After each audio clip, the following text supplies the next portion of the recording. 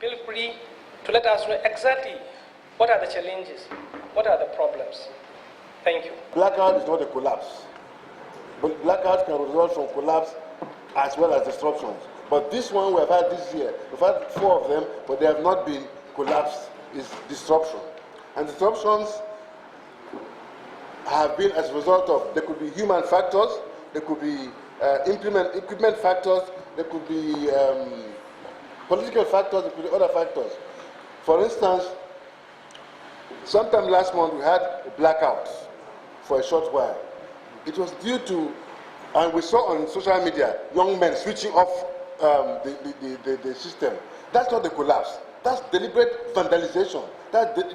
In fact, it's sabotage. If you ask my opinion, it's sabotage. How can young men go and switch off, putting the nation in blackout, just because of some grudges, which, by the grace of God, is a union matter? I am handling that, and I assure you, Mr. Speaker, that matter is being brought to book. At the end of this week, our report will be submitted, and the unions and us will agree on something, and it may never happen again, by His grace. So, having made it clear to us that we have not had a system disruptions, the system collapse, let us take it from the point of disruptions. That one, I have told you, was from the union. The second one is communities could also hold, like what happened in Akwa Ibom. The communities disrupted something last year, sometime early this year. We had a blackout for a while, towards the south part of the country. Thirdly, we've had problem with gas. This gas supplies to our power generating stations.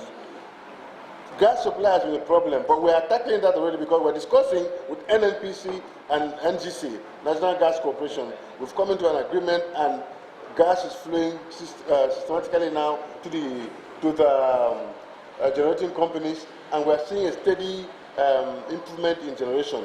Don't you agree with me that power has improved of late? Who is not enjoying power of late? Hands up if you have not. We're enjoying power improvement, and we assure you that it's continuous. We are going to continue in that fashion. And you see, when there's a disruption in the power system, the mechanisms is made that the system automatically shuts itself down.